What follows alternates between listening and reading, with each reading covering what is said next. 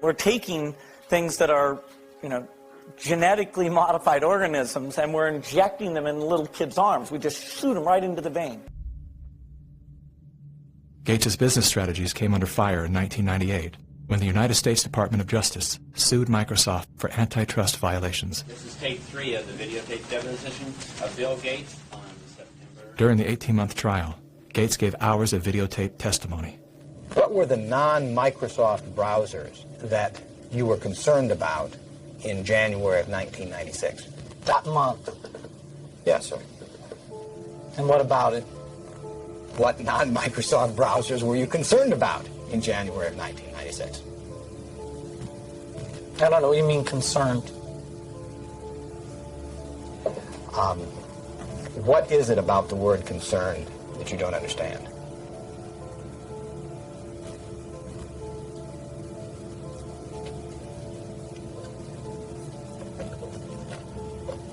I'm not sure what you mean by it. The Justice Department has charged Microsoft with engaging in anti-competitive and exclusionary practices designed to maintain its monopoly in personal computer operating systems. In a move to overshadow the negative press, Gates invested $100 million to set up the Bill and Melinda Gates Foundation. Overnight, Bill Gates transformed his public image from ruthless tech monopolizer to the world's most generous philanthropist. I'm pleased to announce that we're pledging an additional $1 billion We had the chance to witness Bill Gates 2.0, the man you don't know. The rebranding campaign paid off. His net worth swiftly doubled, earning Bill Gates the title of richest man in the world. You've invested $10 billion in vaccinations over the last 2 decades, and you figured out the return on investment for that, and it kind of stunned me. Can you walk us through the math? In a Wall Street essay, Bill Gates declared vaccines the best investment I've ever made. There's been over a 20-to-1 return. So if you just look at the economic benefits, that's a pretty strong number compared to anything else. The Gates Foundation expanded rapidly into a massive, vertically integrated, multinational corporation, controlling every step in a supply chain that reaches from its Seattle-based boardrooms to the villages of Africa and Asia. Is the world's largest private philanthropy causing harm? The Bill and Melinda Gates Foundation has made millions of dollars each year from companies blamed for many of the same social and health problems the foundation seeks to address. The Gates Foundation has investments in 69 of the worst polluting companies in the U.S. and Canada. Other companies in the foundation's portfolio have been accused of transgressions, including forcing thousands of people to lose their homes, supporting child labor, defrauding and neglecting patients in need of medical care. The Gates Foundation has not provided details.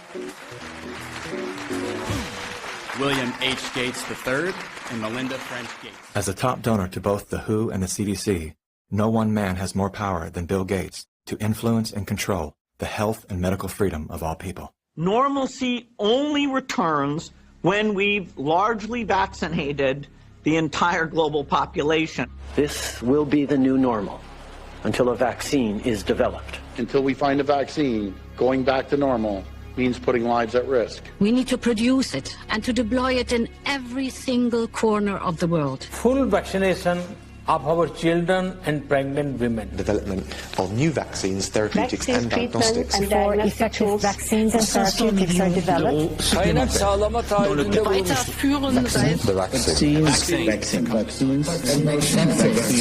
We've already bought the syringes. We already know where it's going to happen. We're thinking about what that's going to be. It's all part of this plan. Our military is now being mobilized, so at the end of the year, we're going to be able to give it to a lot of people very, very rapidly.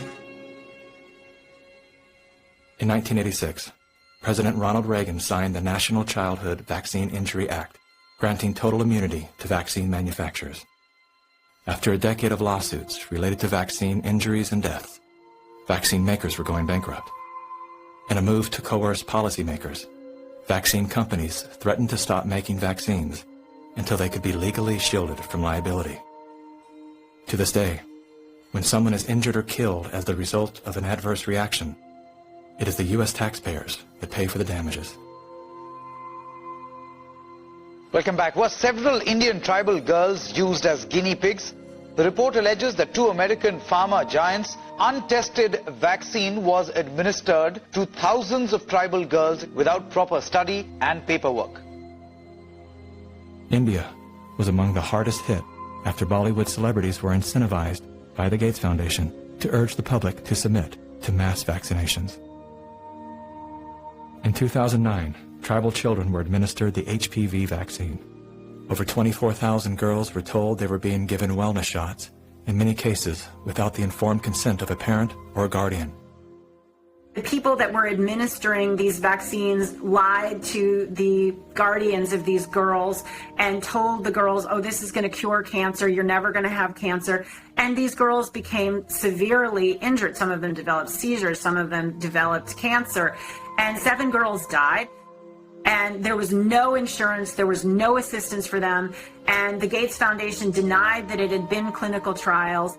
And it was so bad that the parliament in India created a task force, they studied it, and they kicked out the Gates Foundation.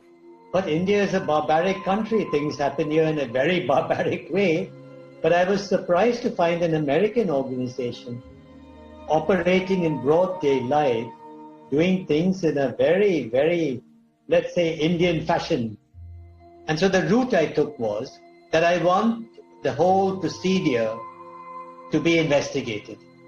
The Indian Parliament formed a committee, and it was to me a rather surprising move because you generally don't often have such a high-level inquiry into matters affecting poor people. And that was such an extraordinary report. I don't think Indian Parliament has ever come out with such a scathing report.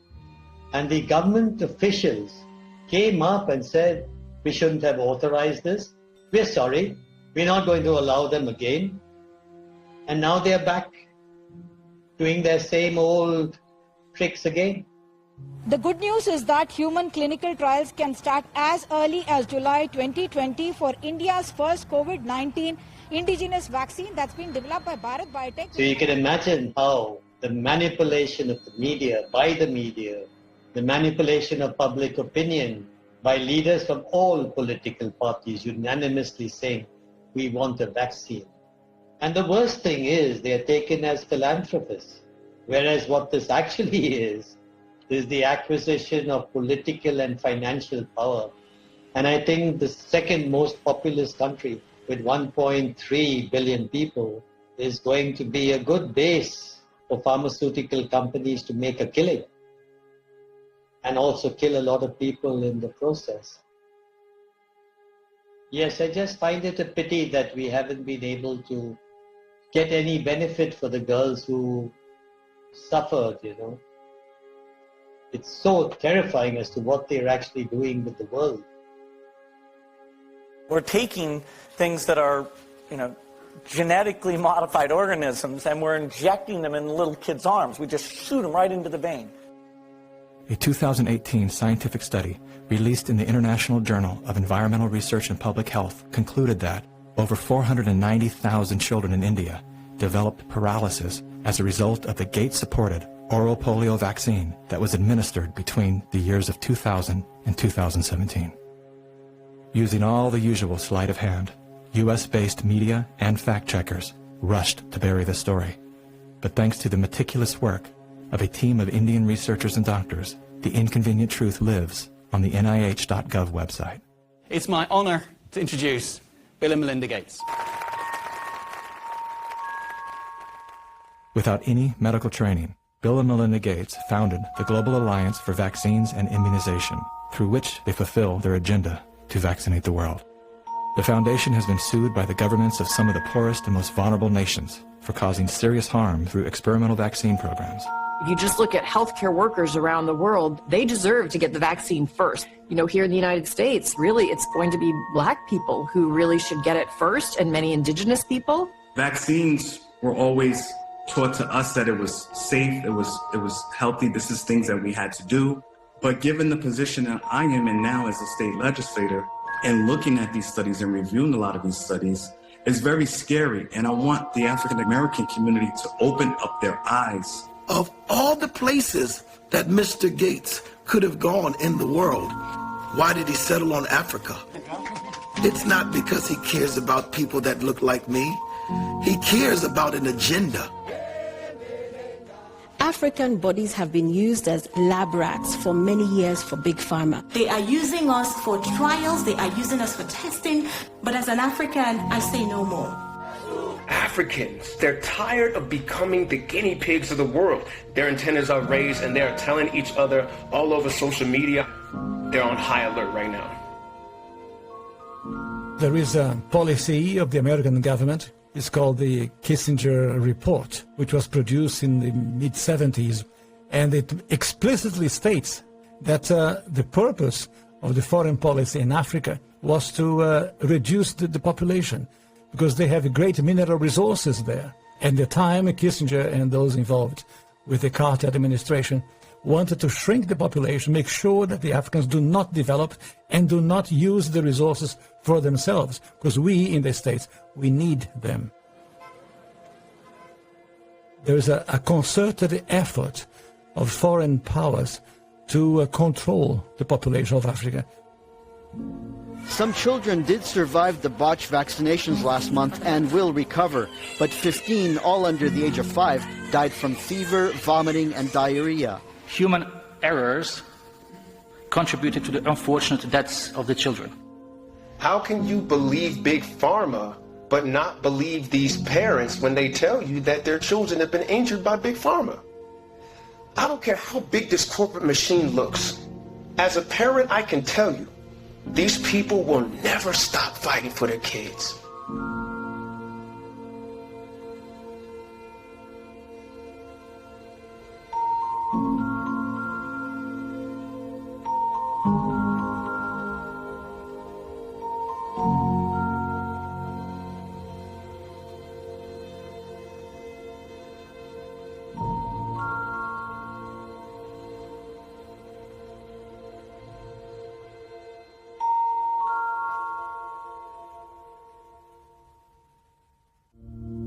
Bill Gates is either the most misunderstood man alive or one of the most convincing con men to ever live. Is he a benevolent hero or a malevolent opportunist? Bill Gates. Personally, I would love to believe that one of the richest men in the world is giving away his fortune for the betterment of humanity. I want to believe that endearing smile. I want to believe that his heart is as soft and warm as his sweaters. At the very least, I want to believe that he's unaware of the damage he's done.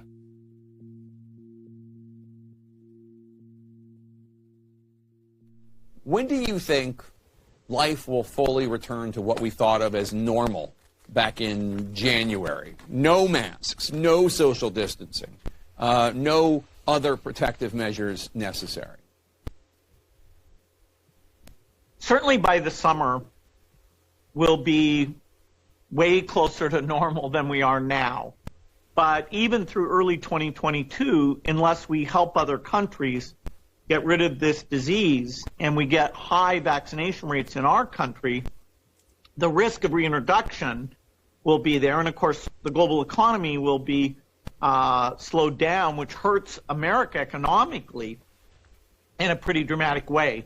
So we'll have, starting in the summer, about 9 months where a few things like big public gatherings will still be restricted. But, you know, we can see now that somewhere between 12 to 18 months, we have a chance, if we manage it well, to get back to normal. For the world at large, normalcy only returns when we've largely vaccinated the entire global population. And, well, this won't be the last pandemic that we face. So we, we'll have to prepare for the next one. That, I'd say is will get attention this time.